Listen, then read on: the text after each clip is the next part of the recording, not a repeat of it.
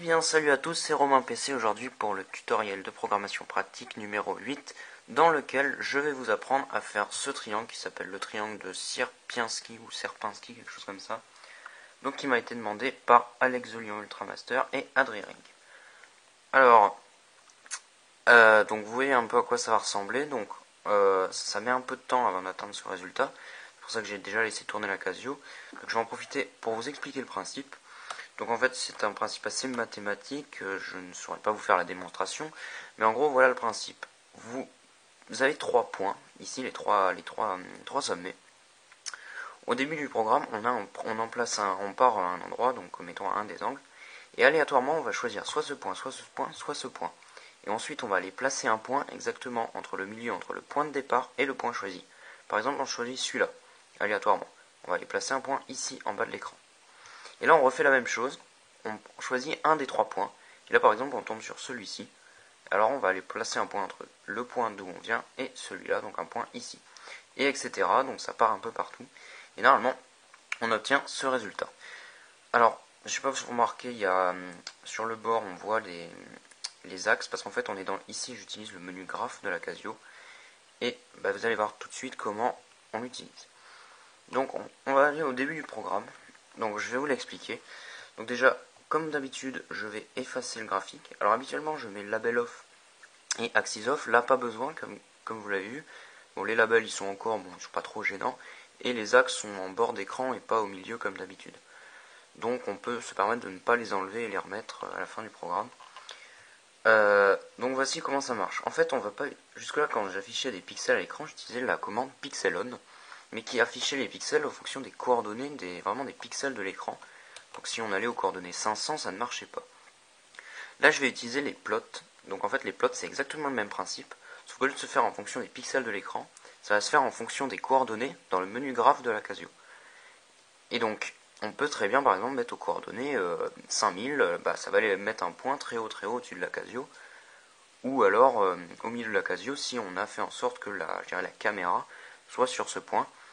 Et donc ça par contre c'est à faire dans le View Windows qu'on peut trouver dans Shift View Windows, il y a des choses ici. Donc vous utilisez la commande View Windows, et alors là le paramétrage le voici. Donc on va faire sur l'axe des X, on va aller, je veux que ma caméra entre guillemets puisse visualiser des coordonnées, dans le repère des coordonnées X 0 à 1.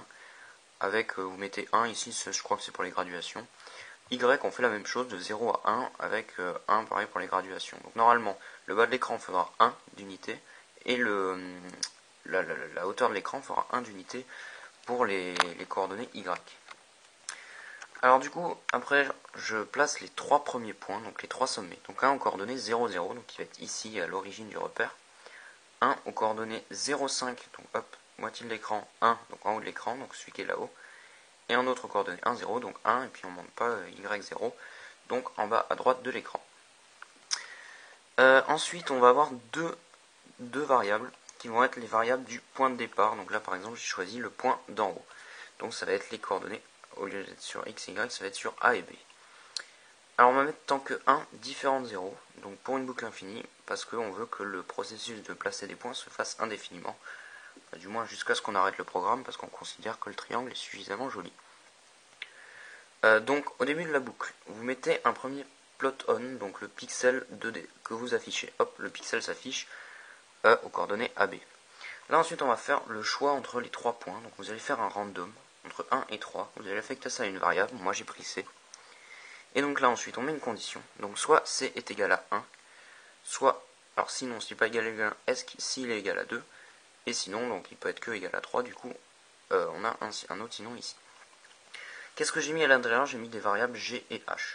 Ces variables G et H, ça va être les coordonnées du point d'arrivée. Donc je vous rappelle A et B point de départ, G et H point d'arrivée. Donc si est égal à 1, le point d'arrivée, ça sera celui en bas à gauche, donc 0, 0. Si c'est 2, c'est celui en haut au milieu, donc coordonnées 0, 5, 1. Et sinon c'est en bas à droite, donc coordonnées 1, 0. On a G et H. Et là ensuite c'est une formule mathématique toute simple.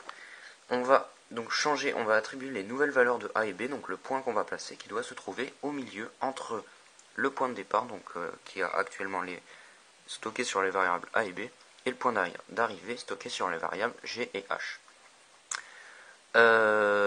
Donc cette formule est très simple, vous prenez, donc on va faire pour les x, vous prenez a plus g, donc coordonnées x du point de départ plus coordonnées x du point d'arrivée, choisi avec l'aléatoire, divisé par 2, vous mettez ça dans a, donc la nouvelle valeur x, pour notre point le point qu'on va placer entre les deux points. Vous faites la même chose avec les y, donc b plus h divisé par 2 affecté à b. Voilà, on a des nouvelles valeurs a et b, le programme est terminé, enfin la boucle est terminée, ça repart au début, là ça place le nouveau point, pouf, et ça refait la même, ça rechoisit un point, ça recalcule ses coordonnées, ça en replace un, etc., etc. Et vous obtenez ce triangle qui normalement au bout d'un certain temps va se faire.